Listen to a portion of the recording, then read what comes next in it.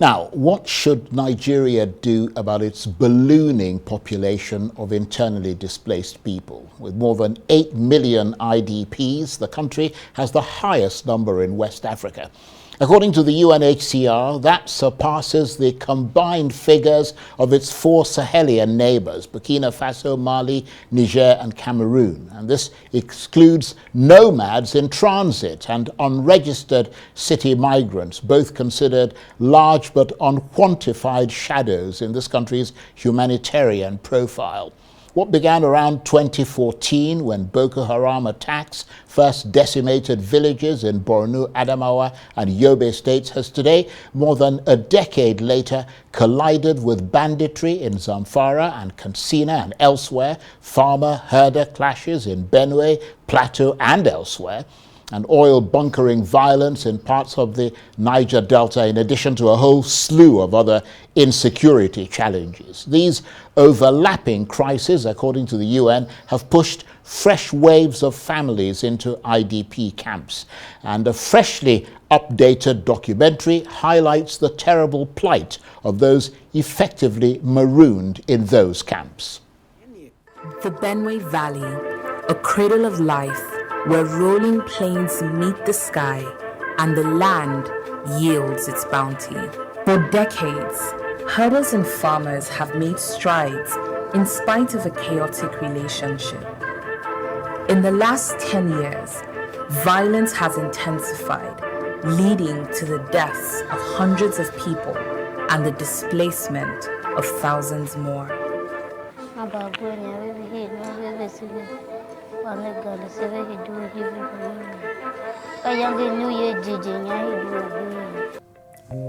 The Benue state government has taken several steps to address the crisis, including passing a law banning open grazing. However, the conflict continues to escalate, and there is no easy solution. It's a period we see our brother being killed. It's a period we see our wives being raped. It's a period we see the food that's supposed to be meant for only you or for your family, immediate family members. You have to, since extended family is a wonderful thing in Africa, you have to share it with your extended families that are displaced from the neighboring villages.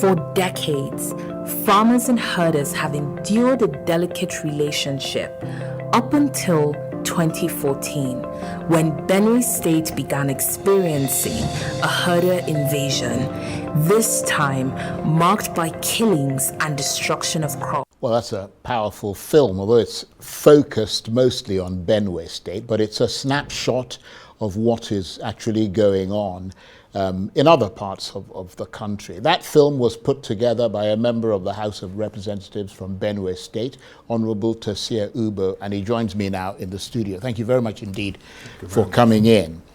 Tell us about that documentary. I mean, it looked like it was quite hard-hitting. Yes, it was. It was very hard-hitting, and we tried our best to visit every single IDP camp in Benue. And we also visited the Yobe and other states up north, so we can see for ourselves firsthand why we're having an invasion and why there's this urgent need to take over the lands, take over the Benue Valley. And it is clear that the Benue Valley is rich in natural resources, rich in fertile land, rich in everything you can think about. So it is obvious why, why there's a fight for our land. And unfortunately, these are ancestral lands where we have our dead buried for hundreds of years.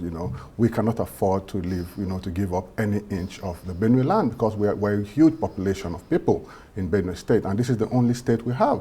And so we have to keep fighting for this land, and unfortunately it has become a major crisis that has metamorphosed not just away from farmer-headed conflict, but this is obviously banditry and terrorism basically taking place. Well, I mean, you talk about, obviously the problem of IDPs is a huge one, and it's spread across Nigeria. But in the particular context of Benue State, you're sounding as though you're being driven off your land. Is that the case? That is absolutely the case. Absolutely the case. We have communities that have been driven off the land for 10 years. 15 years in my community, in my constituency. And they've been living in IDPs. They've been living in IDPs ever since. Many of them have integrated into the communities. Many of them live in IDP camps. Benue State right now has probably the highest amount of IDP camps in the entire north-central Nigeria. We don't hear about IDP camps in Nasarawa. We don't hear of IDP camps in Taraba.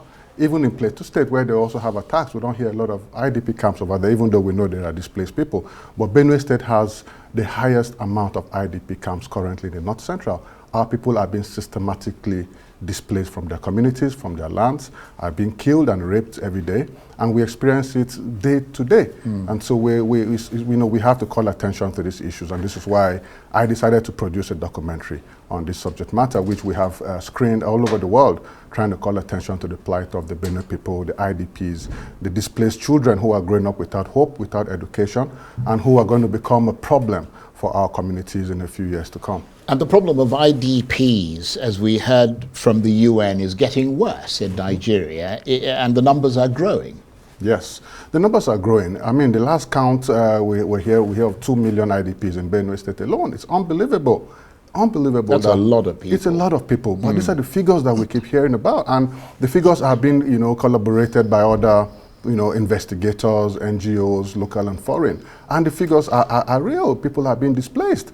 40% of arable land in Benue is currently not being farmed. So farmers are being displaced. It's part of the reason why there's food insecurity in the country, because Benue State is not farming. It's just a clear case of displacing people from farmlands and taking away the opportunity for people to live regular lives and provide for their families. And we saw in that documentary a little insight into the difficulties, the horrors, let me put it that way, that people in these IDP camps have to face. And I mean, their plight is worsening, and it must be worsening now that there's very little funding coming from abroad. It's a terrible situation. I can tell you for free that the people in the IDP camps are living like pigs, to be honest. The hygiene is so bad. It is so bad. You cannot take 2 or 3 steps without stepping on feces.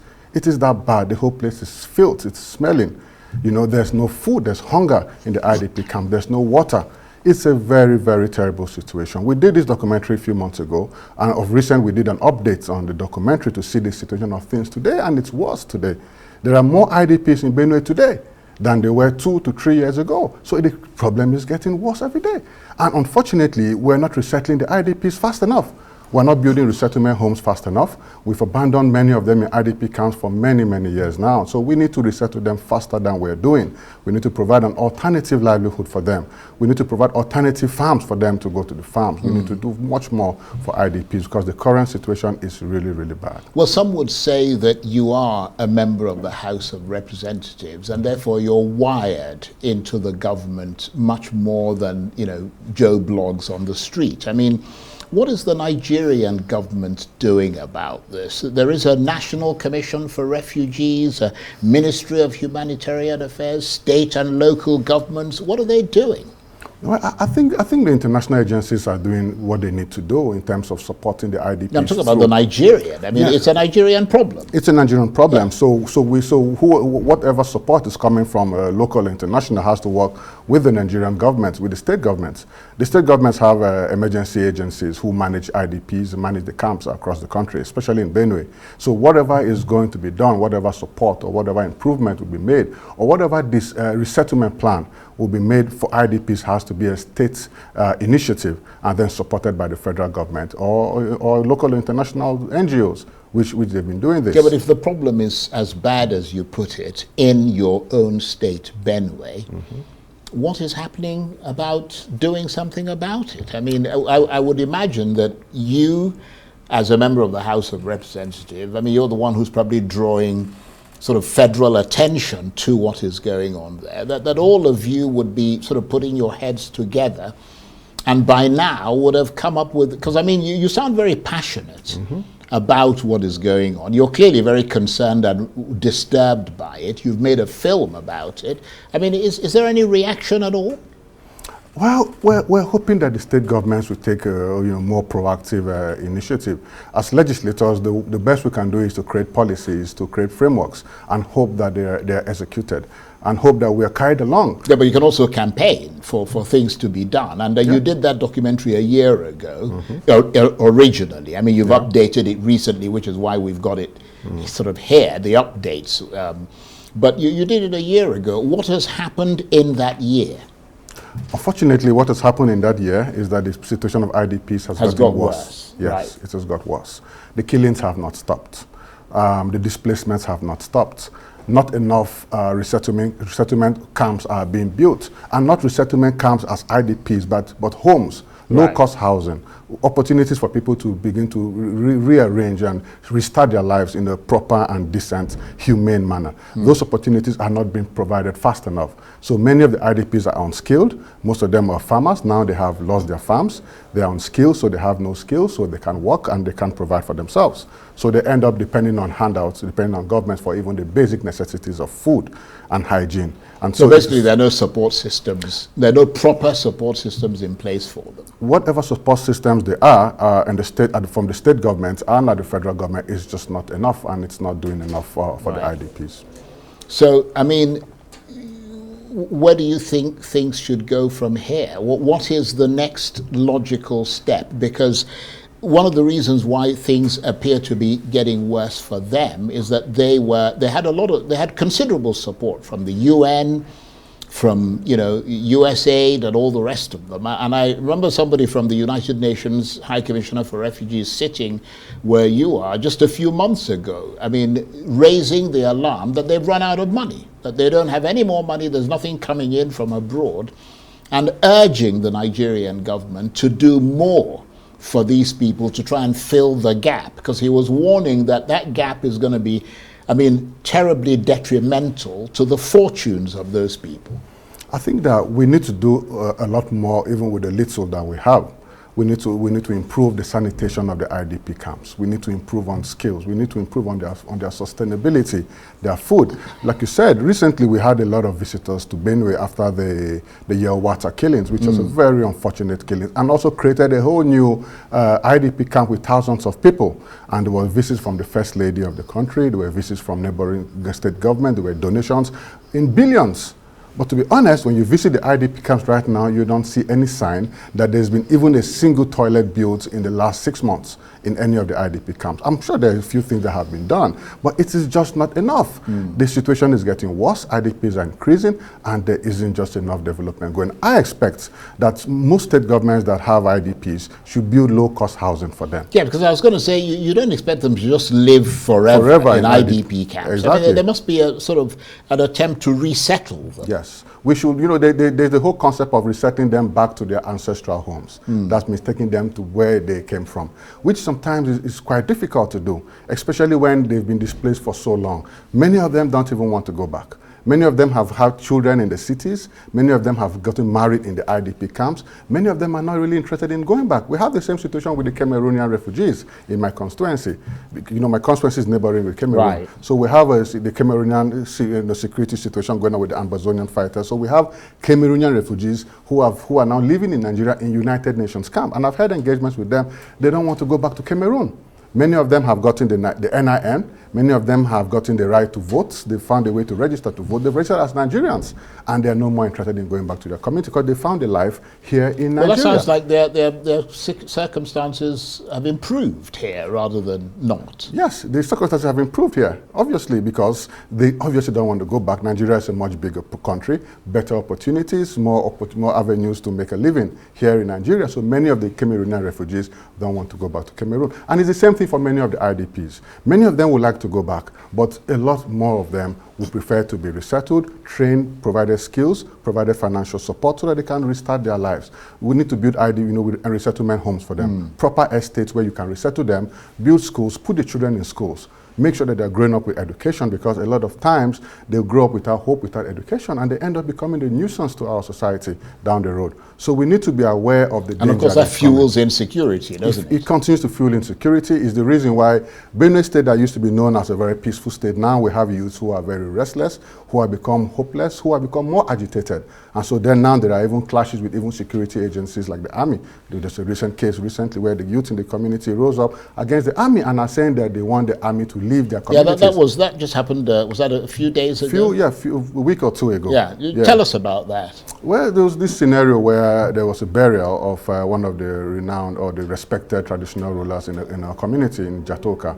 And they had to bury this man. And the community felt like they need to bury him on his land, in his home. Unfortunately, that part of his community has been displaced, and now there are occupiers, Fulani occupiers in this community. So they needed security to go and bury this body, this man, and come back. Unfortunately, while they were in the procession returning back from the burial, they had a misunderstanding with the military on the way back, because some of the youths that escorted the burial party were armed. These are vigilante who were armed to protect these people, and they ran into the military and they had a clash with the army. And the army knows that these are vigilante boys, they've worked together, but there was a major misunderstanding. There's a breakdown of military-community relations in many parts of Benue State. Many communities are saying. Do you know what the nature of the misunderstanding was? Well, you know, I think there's an order from the military hierarchy, you know, to deal more decisively or maybe ruthlessly with anybody who is found carrying any kind of arm in our forests, which is understandable. So I think the army personnel who have been in this community for months and months now, who have gotten to understand the psychology, understand the people of these communities. So I think when they ran into these youths with you know, the vigilante youths, they assumed that these were bandits. And they might have felt threatened. The army. But they shouldn't have felt. They shouldn't feel. So they opened fire, did they? So yeah. So they opened fire. Then there was a protest. The youths went around on a rampage, you know, accusing the other you know, leaders of the communities of not doing enough for them. So they burnt down houses and things like that. And in the mayhem, you know, and the soldiers trying to maybe defend themselves, and they opened fire again. And more people were gone down in this community. It's a really, really sad situation. And I had to move emotion about it on the floor, that the Nigerian Human Rights Commission needs to do something about it, to investigate why there will be that level of breakdown of communication and understanding between the Nigerian army and the community. You know, maybe a civilian force, a vigilante force, which is absolutely necessary to maintain peace and security in this community. The army shouldn't be going after vigilantes who are trying to protect the community. And what was the outcome of your motion? Well, the motion just happened a few days ago. We've reached out to the Human Rights Commission. I think they're working on the process. The House has a process of transmitting our motions and our recommendations to the various agencies. So I'm sure that is being handled. The chairman of the Committee on Human Rights is also aware of this situation now, and they're going to open an investigation. What we want to do is to ensure that the victims of this unfortunate incident are compensated, their parents are properly, you know, the justice is served to them, and then find a way to ensure better policing, better communication between the community and the security services operating within the community. So this doesn't happen again. Yes, indeed. And how many people died in that incident? At the last count, I think 5, maybe 6 now. Right. Yeah. That's really unfortunate. Yeah. So looking forward, what would you like to see happen next with all of this? I mean, there's a lot going on there. I mean, there are people who've literally moved in and colonized, I mean, parts of Benue State who technically are not from there. Yeah. Although the other argument is that, I mean, you know, people who are Nigerian have a right to live anywhere. How do you square that circle? Well, the truth of the matter is that Benue State, you know, Benue State land cannot be, the people of Benue State will not accept any occupation on their lands in whatever guise it is. The people of Benue have a right to live in peace, have a right to practice the traditional trade that they've practiced for years and years. We want to see a situation where the government, engaging with the communities, engaging with civil society, engaging with the leaders in Benue State, come to proper resolution on how we can actually get the invaders, you know, off our land, get them resettled off the Benue land, so our people can go back to their homes and people can go back to farming, because this is all we know. This is all we do. We want to see more impact from the state governments, especially, you know, because I mean there's so much funding for state governments now, and the issues of IDPs are it's a stain on our society. Indeed. That we allow people to live in IDP camps for so long, and you allow children to grow up in IDP camps until they are teenagers. Okay. You know, so we want to see peace. We want to see a return to dignity for our people in Benue State, and peace to return for us. I want to thank you very much indeed for coming in to talk to us and for producing that film, because I think it's going to give people a better sense of what is actually going on there. Honourable Terseer Ugbor is a member of the House of Representatives from Benue State. Thank you very much indeed. Thank you very much for having me. That's it for this edition of Arise Prime Time. Join us again next week. From me and the entire team here in Abuja and Lagos, bye-bye and thank you for watching.